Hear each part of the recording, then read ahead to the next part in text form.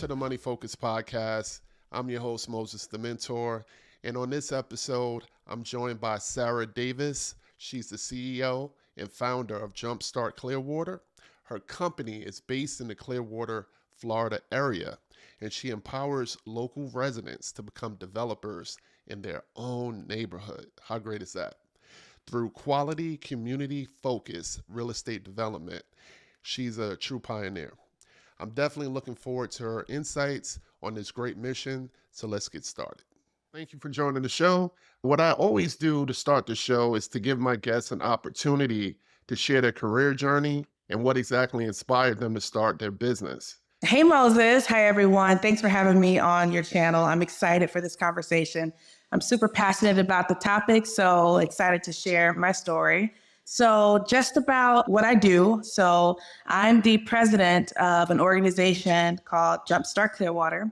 And Jumpstart Clearwater is a real estate development training program. So essentially what we do is we teach aspiring developers or newbies to the game. We teach them the ins and outs of real estate development and show them the different jump steps that it takes to actually rehab properties, develop homes, et cetera. So in our program, it's a four-part series. So for 4 weeks, you're kind of with us and we're teaching you the ins and outs of how to get started in real estate development.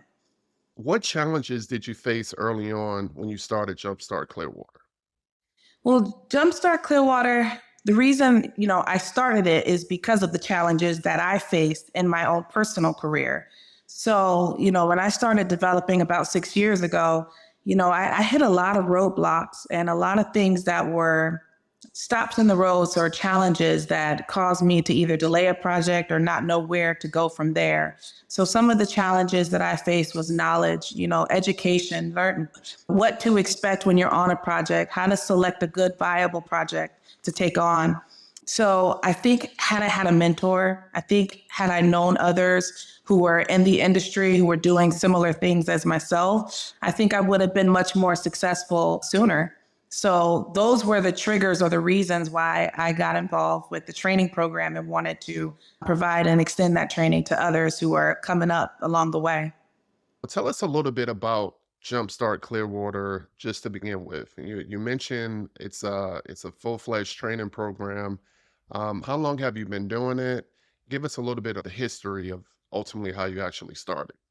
So Jumpstart Clearwater, some of you have maybe heard about the Jumpstart programs. Jumpstart, which is the real estate training program, is known all around the country. There was a developer by the name of Ken Weinstein who actually started it, and he allows folks who are interested in teaching to take his curriculum open source, free to you, and you can start that program in your local area or community. So that's kind of how I got the knowledge about the program. I did take the training, and then I decided to bring the training to Clearwater and to teach others about it. So what does it entail? So within the 4-part series, we bring in industry experts to teach you the ins and outs of real estate development. So for example, first day of training, you're going to hear from an actual developer who's been in the game for 20 plus years, a very seasoned developer who's actively in the industry. On the second, day of your training, you're going to hear from another expert like a general contractor who will talk about the construction component to how to rehab and develop homes.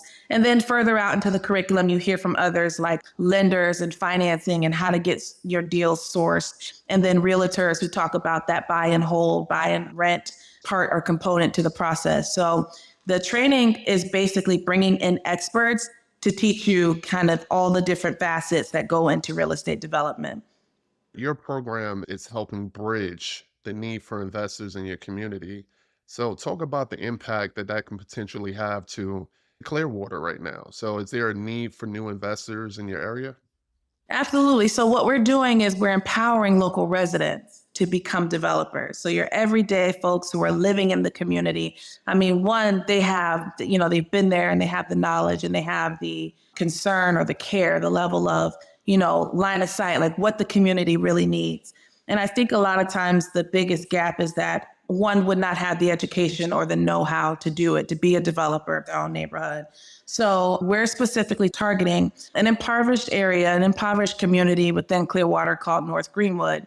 And so in North Greenwood, where there's a lack of more seasoned developers who aren't as interested in doing small scale projects, we're now opening those opportunities to local residents to take up those opportunities. So in my opinion, I think one of the greatest things that Jumpstart Clearwater or any training program provides to a community like Greenwood is it gives the opportunity for others to get a part of the pie or be a part of the change. So now you're seeing development happen at a more rapid pace because you're not waiting for, the seasoned, more, developers who are, doing other projects. You're not waiting on them. You have folks in the area who can do it themselves now because they have the resources and the education. Oh, that sounds amazing. So, what are some of the key factors for successful real estate development in underserved areas like Clearwater? Okay, so some of the key factors to be successful in an underserved area, I think, is having boots on the ground and a really good line of sight of what's happening in the community. So being a part of the community, being present, being visible, being a person who's at the table to understand what are the needs and the lacks in the community is what's key to you being successful. I think a lot of times you'll see local residents maybe not as much of an advocate for development in their area. And I think the struggle with that is that folks just don't know what's really going on, or maybe there's a lack of a connection there between the developer and the residents. So I think to be successful, you need to have a seat at the table. You need to know the legends in the community, the ones who have kind of been there and kind of know the bones of the area, and build relationships with them. So I think, as long as you're talking with folks and getting to know who's in the area as you're thinking about developing, building those relationships are a key success factor. When you're looking at the potential for a location, how do you assess the potential for development? So is there a method to what areas you actually look to actually develop on? Talk to us about that as far as your assessment for locations. Yeah. So you want to be very knowledgeable, absolutely, before you start targeting what areas you want to develop in. One of the things that I've always done is I attend city council meetings. I make sure that I'm at public hearings to understand what's coming, what's in the pipeline, what's the conversation sounding like at the table.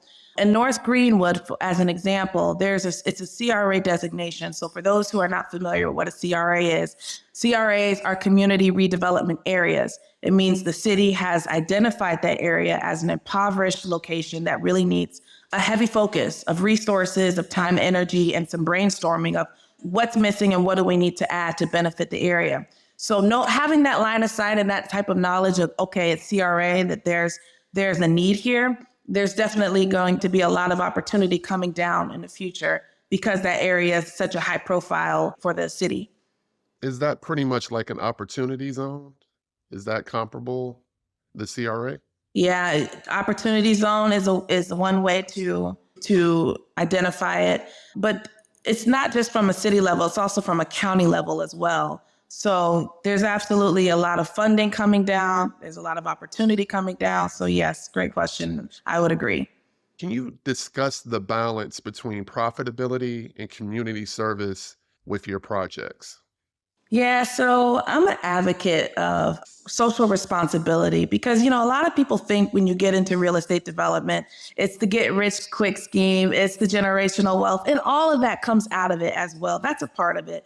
But I think there's also a social responsibility that we all have as far as due diligence with the areas that we're developing in. So I think they go hand in hand. When I'm looking at properties and developments targeted in North Greenwood, there's a heavy focus on affordability once rehab is complete to make sure AMI and things like that are taken into account. So, in our training, a lot of times in our orientation, I'll touch on these points that you can do well by also doing good.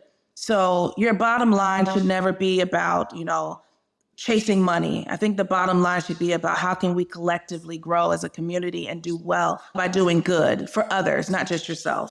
That's a great way to look at it, but it kind of leads to my next question. So, how do you respond to critics who, when they see development happening in a community, an underserved community, that can lead to gentrification? What do you say to people who are opposed to those major development plans?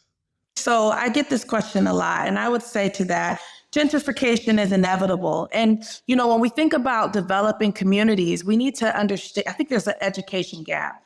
We want communities to be developed. We want them to be improved. We want them to grow and to be revitalized.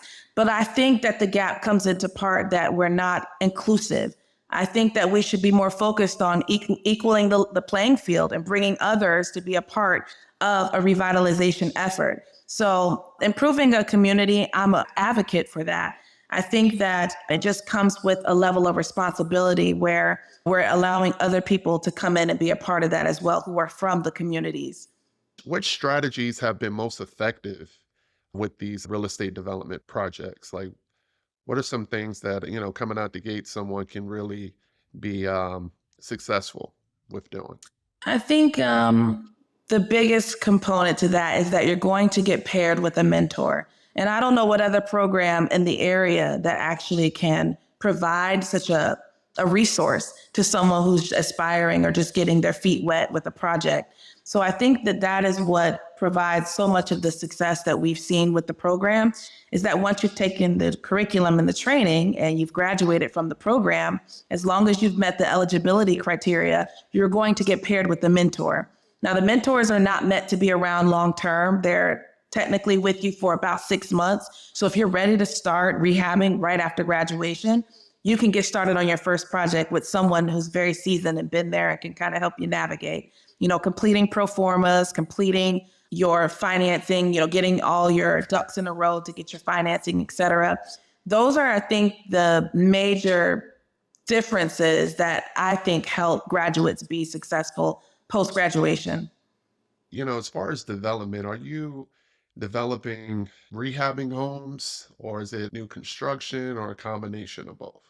Yeah, so my personal profile, I got started with long-term rentals about 6 years ago. That's kind of how I started to get into development. Just kind of renting out to your typical tenant for long-term, maybe 1 year leases, 2 year leases at a time. From that, I decided about 2 years of that, we decided to go into short-term rentals, which was Airbnb. And that was a total game changer for us. We really wanted to niche down and do corporate contracts. So my portfolio is a mix between some rehabbing and some buy and holds, where we do the short-term rentals, long-term rentals. And the people that are in the program, what direction do they typically go in? Yeah, everyone kind of comes in with their own intention or what their niches that they're interested in getting involved in. Most of them are looking to do rehab, though, the majority. Gotcha. Gotcha. The big hurdle that a lot of people face is funding. So, how do you actually help your students with funding? How does funding work with real estate development? Do you have any best practices or just any information that you can share about that process? Yeah, I think funding is the major roadblock to stopping or putting a halt to aspiring developers coming up and being successful. So in our program, we spend a whole training session on funding. And we do have a lender that comes in to talk about the different types of funds and loans that you can leverage for a property that you've identified. One of the things that the Jumpstart program is going to, at some point, provide is an actual private loan fund. So some of the Jumpstart programs that are run out of Philadelphia after you finish the program, I think it's really cool that you can source loans within their program curriculum. So after you graduate, they have a private loan that you can leverage. So I imagine within the next year or two, we should have a loan program up and going where our graduates can source internally with us. But for now, we pair them up with a mortgage broker or a finance guy to help you get the loan cleared and available to you to start your project. So some of the loans that they'll use is hard money lenders. So they have a whole assortment of those that they can, pair you up with. How do you ensure sustainability in your development projects? I think that it's about selecting the right project or the right home. If you're in an area that is going to grow, which for us, the North Greenwood is a CRA designation, you kind of done your homework on the area, it's an up and coming location.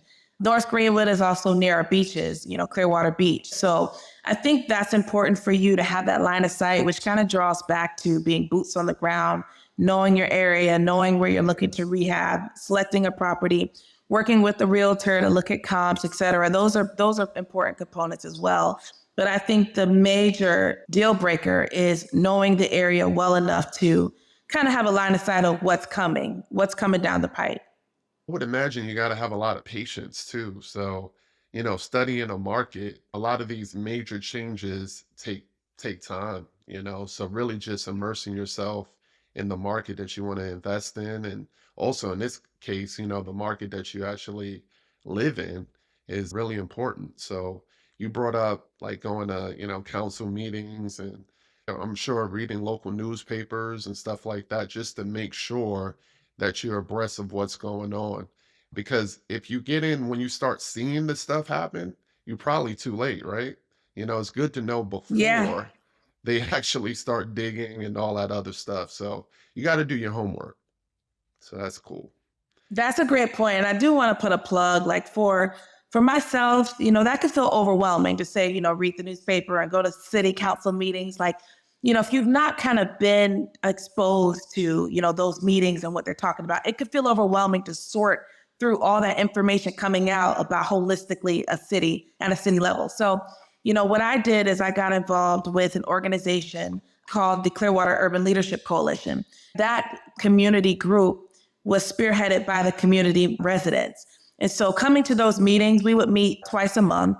We would come collectively as a group and we would talk about the area and what are the risks, what are the things that we really need in the community that are missing.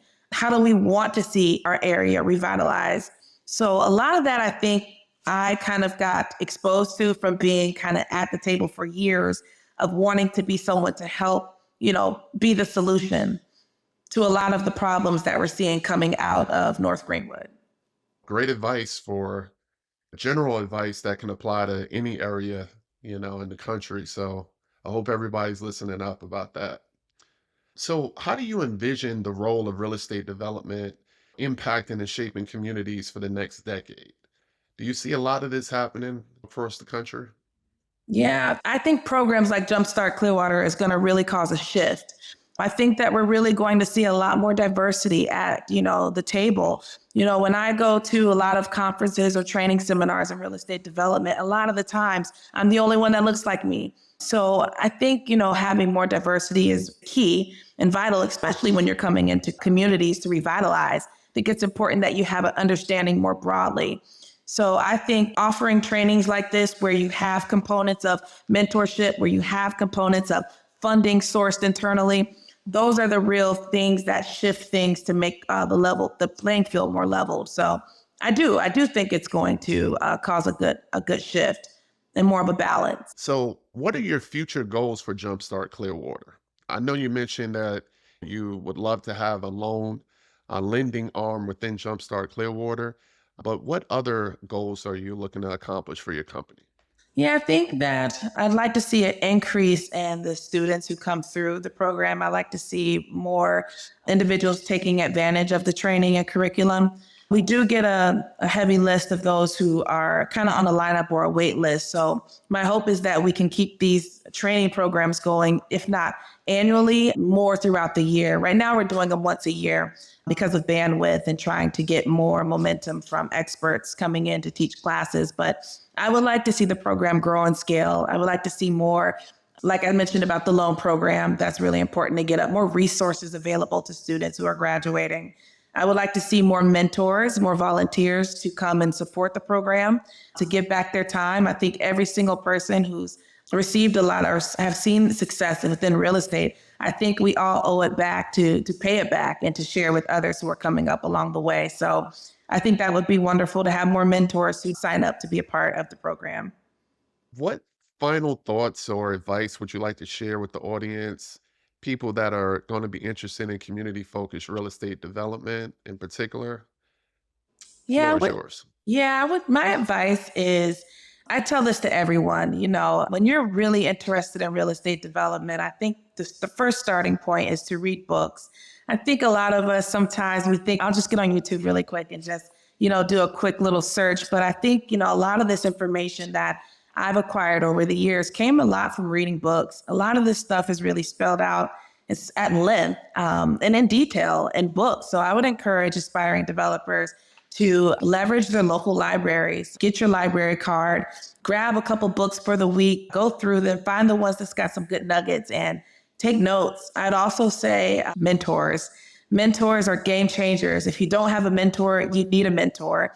And mentors, I mean, sometimes it's some folks may not understand like how to go about that process. And I think it's just as simple as reaching out to someone who inspires you, whether on social media or you kind of see, someone who's doing something that you have an interest in, just reach out to them and ask them, hey, can I just get 15 minutes of your time to just come in and ask you a couple questions? And then from there, see if you can follow up with them a little bit later and, get some advice along your journey. But I think having a mentor is essential and it really sets you up for success. And then my last component is to, this was what I lived by as I was journeying my way or finding my way. Don't count the days, make the days count. So I think, it takes time, as with everything, everything kind of takes time, but as long as you're making small changes and you're applying pressure and you're getting out there and you're meeting people and you're getting yourself in position for that opportunity, you'll be there in no time. So yeah, don't count the days, just make the days count. That's excellent advice. I haven't heard that one, so that's definitely a good one. Before we go, tell the audience how they can actually reach you. Give your website and social media. Yeah, if you're interested in joining the Jumpstart Clearwater program, we have a cohort or a class that's launching in April. So there's still time to sign up. You can go to www.jumpstartclearwater.com and you can click the apply now or the application tab at the top and you can submit your application. So I look forward to seeing folks enroll, and I think that's an excellent place to start for anyone who's interested in real estate development. And what about social media? Any particular one you want to call out? Yeah, if you're on social media, I would say Facebook. Our Facebook page for Jumpstart Clearwater is the most active. So you can go to facebook.com and just search Jumpstart Clearwater and you'll find our fan page, or you'll see a lot of information about the things that we're doing here in the area. And, if once you graduate from the program, we do have a private Facebook group that you're welcome to join. But that information we'll share with you once folks are coming out of the class. And I'll make sure to include all that contact information in the show notes.